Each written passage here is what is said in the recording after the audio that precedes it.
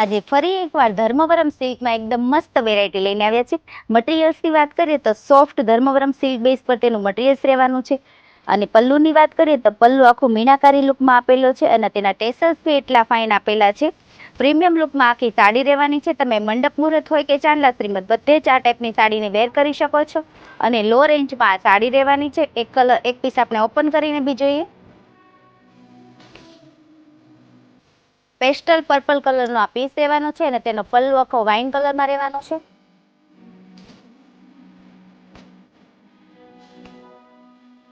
તમારી સુંદરતામાં ચાર ચાંદ લગાવે તે ટાઈપની આ સાડી રહેવાની છે.